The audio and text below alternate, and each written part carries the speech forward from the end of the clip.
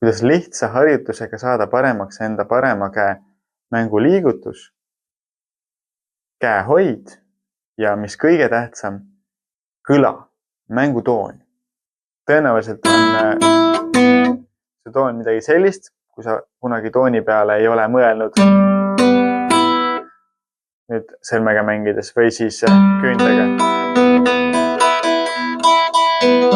Selline plekine, kakutud kole. Kui sa tahad oma mängutooni saada ilusamaks, siis see harjutus on täpselt sulle.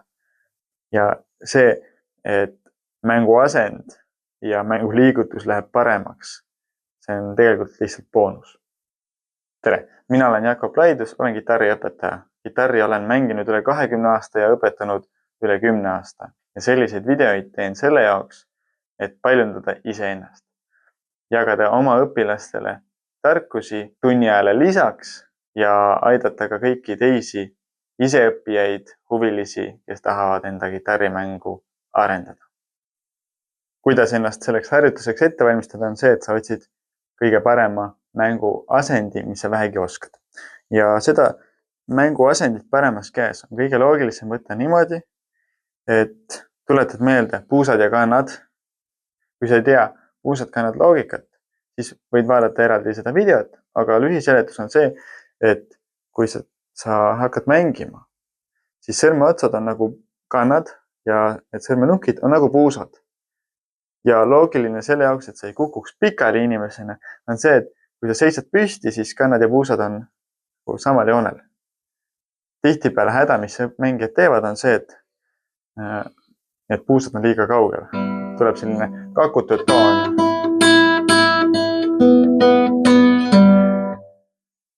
Ja sellest, kui see sisse harjunud on üliraske ennast siis õige asendi peale ümber harjutada. See harjutus aitab seda ka. Selleks, et seda harjutust korralikult mängida saaks, peabki olema käsi väga hästi sätitud. Ehk siis alusta sellest, et toetad sõrmed oma keeltele. Kui sa oled kuskil kaugel, säti seda käsivart nii kaugele siia pilli ääre peale, et sa oleksid nukkidega sõrmede kohal, sõrmeotsade kohal. Ja siis toetad pöidla ka 4. 3 keelt ja peal 4. Kui sa oled küüntega mängija, jälgi seda, et küüs ja sõrmepadi mõlemad toetaksid. Et sa ei säti seda küünt sinna nagu taha, vaid toetada ilusti siia pillile. Niimoodi, et küüs ja sõrmepadi puutuvad siis korraga. Ja nüüd hakkame mängima i-sõrmega. Harjutus on lihtne. Sa oled 4.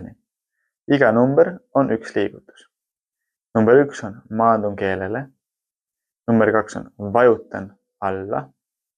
Siia nagu pilli sisse, selle noodi. Number 3 on mängin noodi ära. Number 4 lõdvestan. Teised sõrmed ei tõuse õhku. Kõik püsivad seal. Maandun, vajutan, mängin tagasi. Maandun, vajutan, mängid ära. Ilusti diagonaali sisse. Keel hüppab su sõrmelt välja ja siis tagasi. Ja see vajutamise liigutus, see on üks raskemaid, kui ei ole varem seda harjutanud. Ehk siis seda võid eraldi ka teha. Küüs ja sõrm puutuvad korraga. Kui sa oled sõrmepadjaga mängija, siis tegelikult samamoodi, et sa saad natukene siia pilli sisse vajutada. Maandun, vajutan, mängin tagasi. Ei pea fretini välja selle astmelauani vajutama, aga ta peab olema tuntavalt allpool. Ja nüüd on see hetk, kus kasulik on juba kaasa mängida, sest siis sa saad sellest kasu kohe kätte. Maandun, vajutan, mängin tagasi. Maandun, vajutan, mängin tagasi. Maandun, vajutan, mängin tagasi. Maandun, vajutan, mängin tagasi. Toeta. Selle said tehtud. Kontrollid, et asend oleks ikka veel alles. Siis võtad M-sõrme, keskmise sõrme. M-sõrm on natuke raskem alguses, sest see suund peab olema hästi täpne, et sa saaks niimoodi, et kõik sõrmed jäävad alles ja siis ta liigub ikkagi sinna küünanukki suunas peopessa. Maandun, vajutan ja mängin ja lõdvestan. Maandun, vajutan, mängin, lõdvestan. 1, 2, 3, 4. 1, 2, 3, 4. Toetan. A-sõrm. Ja võidki juba lugeda 1, 2, 3, 4. Maandun, vajutan, mängin, tagasi. Maandun, vajutan, mängin, tagasi. Maandun, vajutan, mängin, tagasi. 1, 2, 3, 4. Toetan. Kui see sai tehtud, siis põhimõtteliselt võib seda harjutust proovida ka nii, et alati kui on paari kaupa mäng, siis ikkagi see, kes ei mängi, see toetab, aga minu meelest see ei ole kõige tähtsam selles harjutuses. Järgmine harjutus on siis I ja M korraga. Maandun, vajutan, tagasi. Ja siin kindlasti jälgi, et sa ei tõmba üles topelt sõrmedega või rohkematega. Kui ei ole õpitud õiget liigutust, siis väga tihti kakutakse ülespoole. Samamoodi tuleb vajutada läbi selle keele. Maandun, vajutan alla, mängin, lõdvestan. Miks? Sellepärast, et siis sai stabiilsus. Sa saad kiiremad laadid mida. Et see ära tõmbamine tagasi tulemine võtab nii kaua aega ja hästi kole on ka see kõla. Maandun, vajutan, mängin, tagasi. Maandun, vajutan, mängin, tagasi. 1, 2, 3, 4. 1, 2, 3, 4. Toetan. Võtan A ja M. Maandun, vajutan, mängin, tagasi. Maandun, vajutan, mängin, tagasi. Maandun, vajutan, mängin, tagasi. Maandun, vajutan, mängin, tagasi, toetan. Ja siis on meil jäänud I ja A. Ja nüüd nende topeltnootidega. Jälgi ka seda, kui harjutus on selge, et siis sa saad hakata, et kui need kaks nooti ei tule täpselt samal ajal, siis harjuta ka seda, et kuidas oma seda tunnetust, seda mängusuunda või jõudu siis muuta, et nad täpselt samal ajal kõlaksid. Maandun, vajutan, mängin, tagasi. Maandun, vajutan, tagasi. 1, 2, 3, 4. 1, 2, 3, 4. Toetan. Ja kõige lõpuks kõik 3 sõrme korraga. Maandun, vajutan, mängin, tagasi.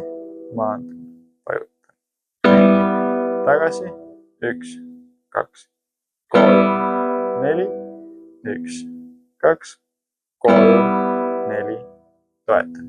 Ja seda harjutust võidki teha iga harjutuskorra algusesse, ühe korra kõike läbi, iga sõrm eraldi 4 tükki, sõrmepaarid 4 tükki ja kõik 3 sõrme ka 4 tükki. Väga väikese ajakuluga järk-järgult läheb mängu asend paremaks, mängu liigutus paremaks ja mis kõige tähtsam, mängu kõla. Kui ma ise olen seda harjutust vahelduva eduga teinud julgelt üle aasta, siis mis on peamine erinevus, mis ma märkan, on see, et mu mängu toon on läinud oluliselt paremaks. Kui ma olen kuulanud enda vanu salvestisi, siis sealt kõlab nii jubedalt see kuidagi selline terav toon.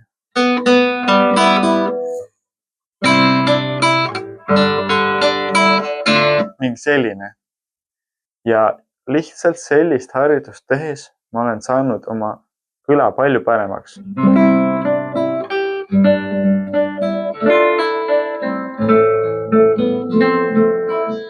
Palju mõnusamaks on. Varem oli. Nüüd on lihtsalt see õige tehnika, õige suund ja tooni kontrollimine. Selle harjutuse õpetas mulle Kirill Ogorodnikov ja just sellepärast, et suuremas plaanis kogu mu mängutehnika toimis hästi. Aga kui ma tema meistriklassis käisin, siis ta ütles, toon on see, millega sa peaksid tegelema. Ja nagu hea meister ikka, ei ole lihtsalt see, et tee see või too paremaks, vaid see asi on vaja arendada. Ma näitan sulle harjutuse, millega seda teha saab. Head harjutamist ja näeme järgmises videos.